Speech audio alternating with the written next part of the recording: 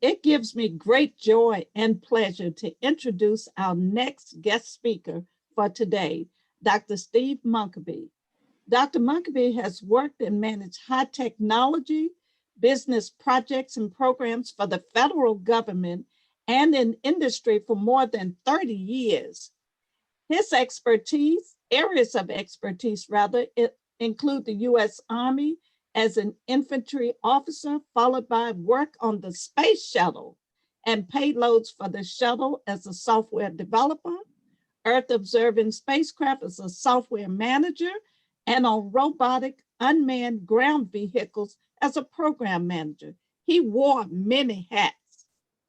Dr. Munkeby recently led the Autonomous Navigation System team, which was part of the Army's modernization efforts as a technology developer.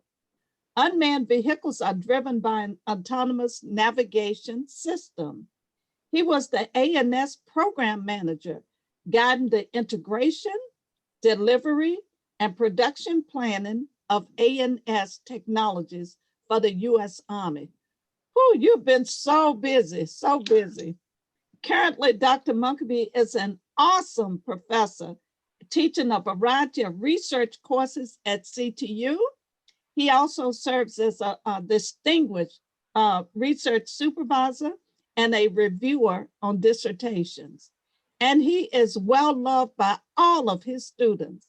Many of us look up to Dr. Munkeby as our mentor, and as you can see, he is very, very popular. So the question of today is, did COVID-19 truly establish a new normal? Well, Dr. Munkeby will tell us, and his session is on the new normal. At this time, ladies and gentlemen, I present to you the Honorable Dr. Steve Munkeby. Thank you so much, Ray Denise. Well, good morning, good afternoon, or good evening. It's so great to be part of riding the wave with you here at your worldwide conference. It's really a great pleasure to be here. And again, thank you, Ray Denise. What a great introduction you always give. Today, I'm going to be talking about what I'm referring to as the new normal. Maybe the new normal doesn't exist, but you've all, I think, as part of our COVID situations, potentially you might have said to yourself, when are we ever going to get back to normal? And that's what led me to the thought here. Is there a new normal, or is it just some type of variation off of what we have thought to be normal? So here are some of the things I want to talk about today, if I could. First one there, as you can see, is it really a change? Are we really abnormal, or is it just a feeling that we have? Is it something that we really need to be concerned about? One area that whenever we talk about COVID in normal or abnormal, we always think in terms, I think, of our family, because we want to make them happy. Because if our family's happy, then we're happy. So that's one of the areas that I want to touch on. And also, in addition to making our family happy, maybe we should also be considering some of our long lost contacts, because maybe now is a good time to reconnect with them and help them through the COVID period, just like they may be able to help us. The next one, talking about disruption. Is what we are seeing a true disruption to normal? Where is it taking us? Do we need to think differently? And I'd like to present you some thoughts on that, as well as at the end, seeing where we can potentially help as we move along in this area. So to get us started, here's a thought for you. Why are we right now surprised by surprises? I mean, most of us, I believe, are either part of the doctoral world or certainly striving to become a doctor. We are typically working with ambiguity, aren't we? That's part of our world. That's what we've been trained to do, is take a lot of information in, many of it of which is undefined, but we take that information and we process it, we handle it, and even though there might be a surprise, it really doesn't bother us much. It's just the typical aspects that we encounter every day. Yet over the last, just what is it, 6 or 7 months? It seemed like ages ago, but only over the last 6 or 7 months do we now start to think in terms, and maybe we've said it ourselves, or we certainly have heard other people say, when is it that we're going to get back to normal? Potentially, some of this is being caused by what Clayton Christensen introduced a while back when he presented the thought of disruption. Is it disruption, discontinuities that are happening?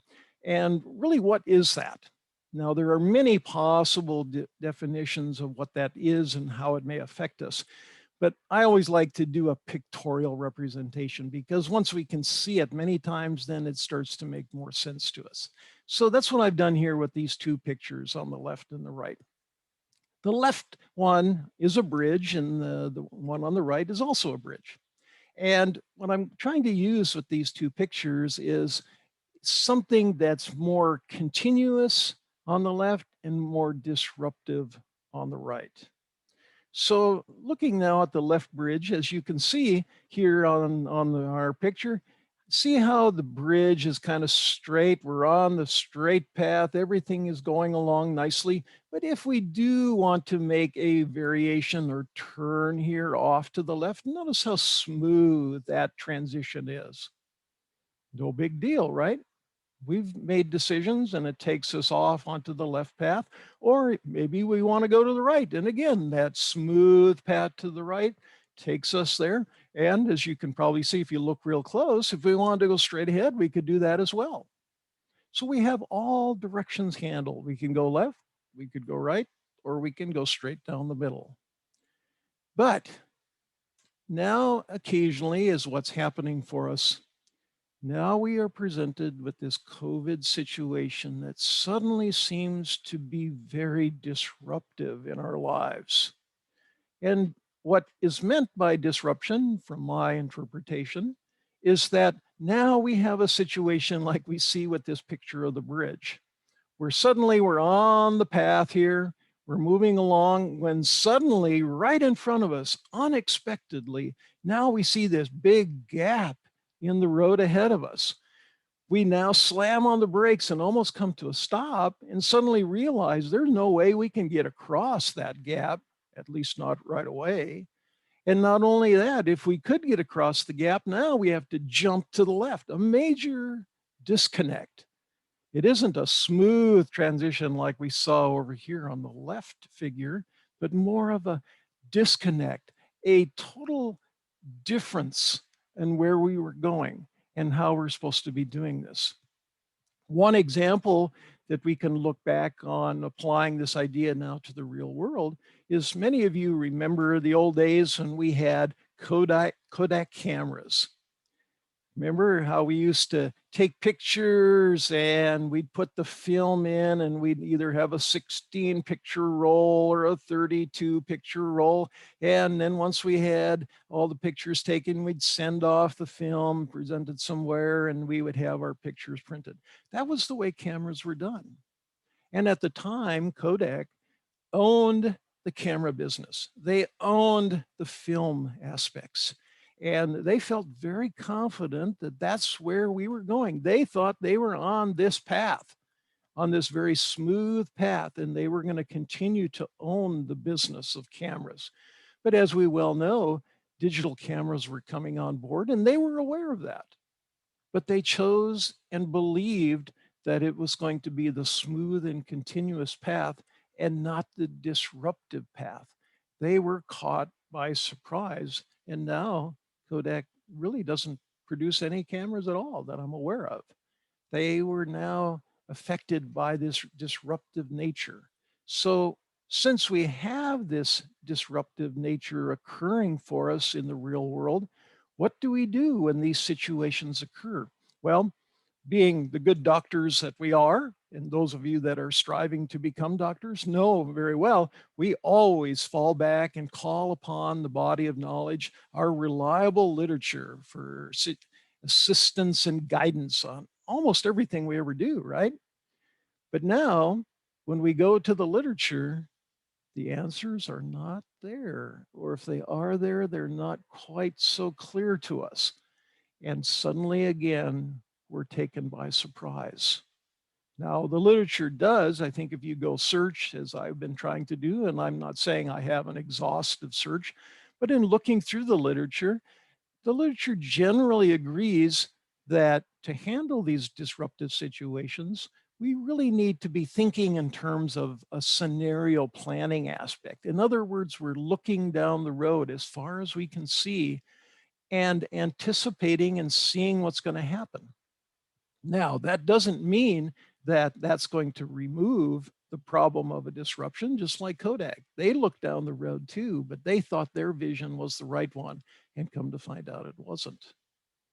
So not only do we have to look down the road the best we can, which doesn't help us totally, in my opinion, we also have to understand the surroundings, the situations, the systemic conditions of what we are encountering. Because it isn't just looking down the road and planning based upon what we see. We have to be aware of our surroundings. We have to be influenced by the various aspects that are around us, such as our work environment, our families, what it is that we think that is normal for us, because those normal things that we are seeing, we're expecting to be there. And if those normal things are not, then we feel this surprised activity is occurring. We are taken unaware. We were anticipating, but not anticipating enough. And suddenly we bump into this big breakage in this bridge, as I'm representing here. So when that disruption occurs, suddenly we kind of think to ourselves, at least that's the way I did initially too, we said, well, that's just not normal. Something is wrong here. We were surprised. So therefore, if we are surprised, it can't be normal. We all in the world, especially us doctors, are prepared to handle these abnormalities, but maybe in this case we haven't. And here's an example that I'd like you to think about next. In the past, we may have had a cough, cold, fever, whatever that case may be, but that didn't stop us at all, did it? We handled those situations. We were needed at work. We had to get the kids to wherever they had to be. We had to make that big presentation. We had to get the job done. People were counting on us, and we really didn't worry that we might, as part of our conditions, our overall influencing aspects that we ourselves were causing, might affect somebody else. We weren't really worried about that. We didn't think about it, at least to the depth of the level that now suddenly we're being asked to think about. We're asked now, and this is maybe the surprising part too, is now we are being asked to be considerate of others, to wear that mask, to stay at home and not go to these social gathering places that we just all love to go to. We are now surprised that we're being asked to be more considerate of others, where before maybe we weren't so much considering what our situation and our influencing aspects were causing. And now we're sort of thinking to ourselves, well, that's just not normal. So what is normal? Psychology has an idea of what normal is, and there's probably many definitions of what normal are. But the one I sort of liked about them was that they basically describe normal as something that's an indication how everyone is supposed to think and feel. We're supposed to fall into this normal category. And if we don't fall into that normal category, we're again caught by surprise. And in the case of the COVID, all of us, regardless of whether we were or at a younger age, more middle-aged, or even us older folks that may be caught by surprise. We had this little panic attack because we didn't feel we were normal anymore. all of our typical routine, standard, regular activities that we always did and places we would go to and how we would, we didn't have to wear masks, for example. We didn't worry about such things. All of those things were now interrupting our normal activities. We were being disrupted. We were being discontinued. And now, even though we were off of this normal path, we at the same time were thinking to ourselves, yeah, we're surprised, but being the good doctoral level people that we all are, we were thinking to ourselves at the same time, is there a way to return quickly to what is normal, or is there a new path that we need to consider as normal? And what I'd like to introduce to you the idea of what normalcy might be that we haven't really thought about before is this word consistent. Is that picture of the bridge that I showed you on the left, where the gradual turn to the left or the gradual turn to the right, is that representing more of a consistent path, a smooth path that takes us to where we want to go? And does that path on the right bridge indicate this disruption that has no consistency? There's a breakage there. Is the word consistency missing in our thoughts on normalcy? And that's what I'd like to have you think about, because I believe that that is what's missing. We need to find what consistency means to us. And of course, if we do that, is that going to make us happy? Because normalcy means we're happy, right? If we're not doing normal things, we're not happy. Normal, anytime we go to the doctor's office, we want to have our temperature to be normal. We want our blood pressure to be normal. And there's a lot of other things. We want our kids to be normal kids. We want to do so many things that are normal. And that's what caused me to then think next, as a thought I'd like to run by you. I thought back to my parents and I thought, they weren't aware of all of these things that were happening, not like we do today. Yeah, they were warned that there was bad weather coming, but they weren't told in 5 minutes, you're going to have a tornado hit your area. They weren't told that there was going to be a massive shortage of food or gasoline, that the stock market is going to have a big effect in the next day or 2 or 3. And certainly they didn't have insights into all the international threats. But still, they were able to function very, very well. And here's the thought again that I'd like to provide for you. My mother, and I think your mother did too, had a very consistent routine. She would, on Monday, that was wash day. Tuesday, that was ironing day. Wednesday, that was sewing day. And maybe your mother's had that too. And all the rest of us in the family, whether it be us kids or even dad, knew that on Monday, boy, you better get your clothes down there for mom to wash, because it was washing day. You didn't even have to go look. You just knew that was going to happen on Monday. Now, consistency doesn't mean that we can't have minor little interruptions.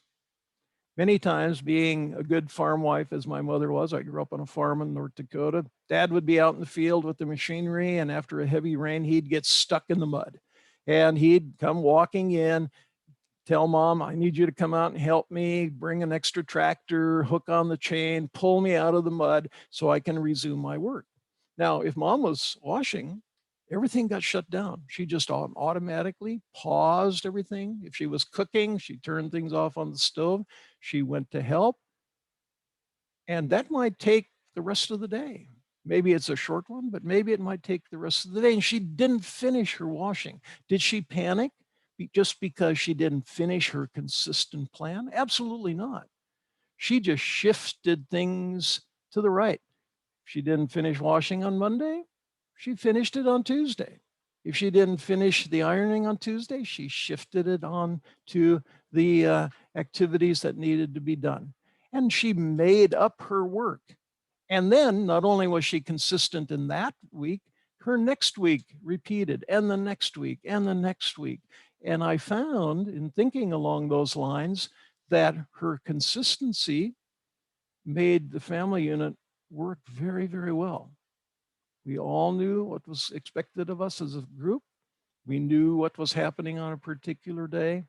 And now maybe you too can form this consistency in your family unit if you haven't already, because I think that adds a lot to making our normalcy feel more normal, even if it isn't exactly so.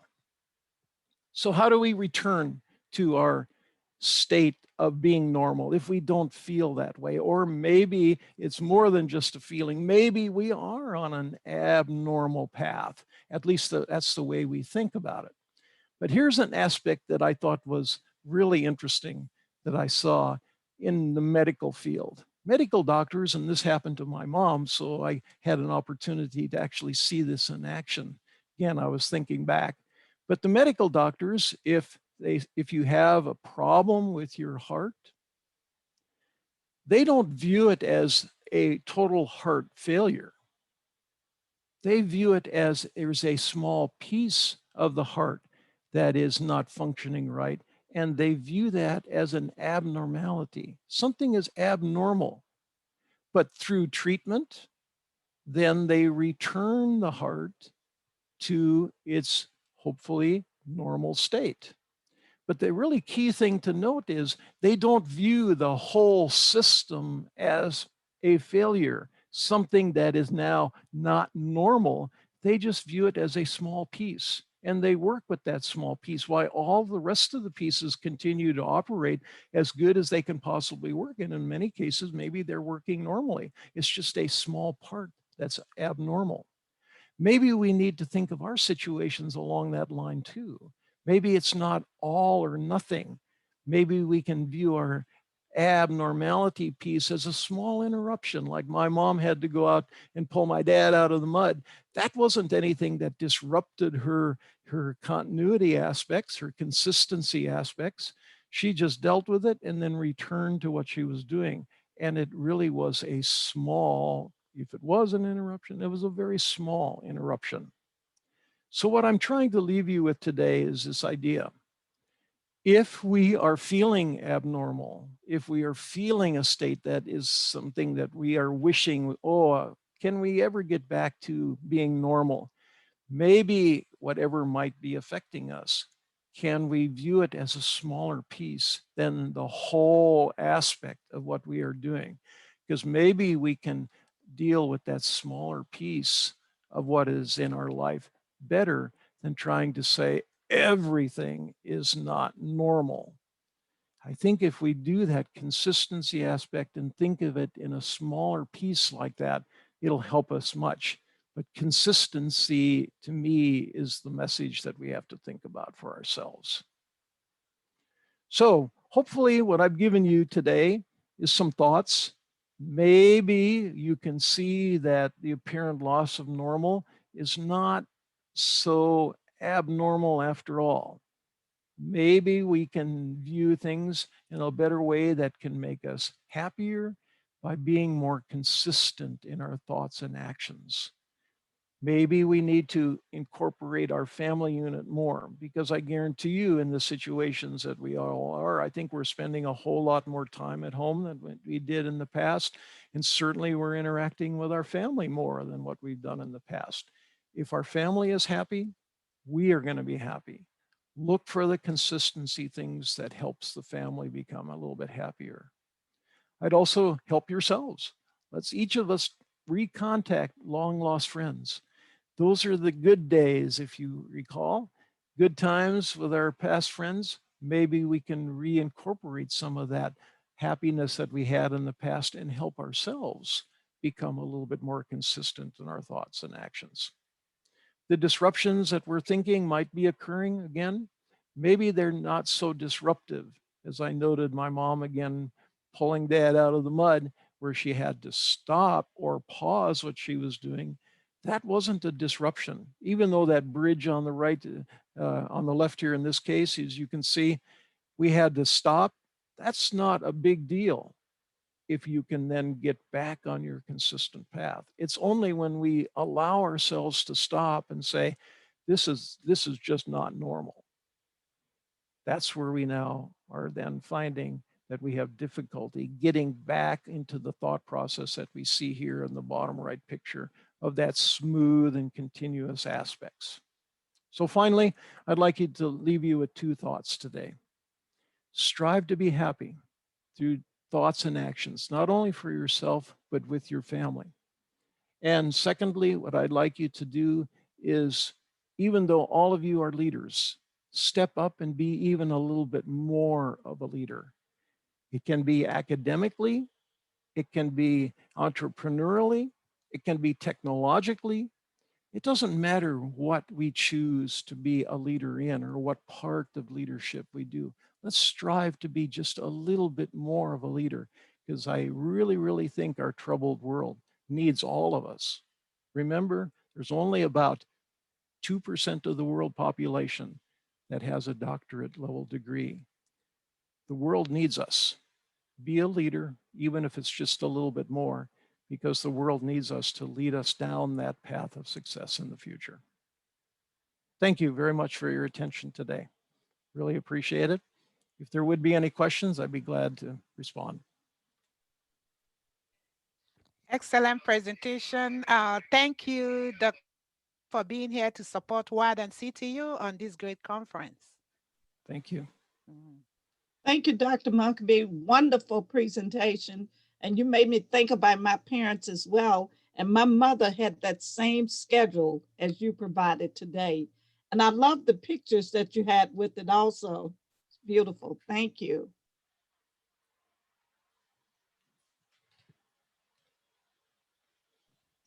Great, well, thank you. I think Dr. Munkeby is available for questions if any come up. But we are on a break until 1 p.m. Central Time when we have our last round of concurrent sessions, which you can read through on the slide there and access through your schedule. Thank you so much.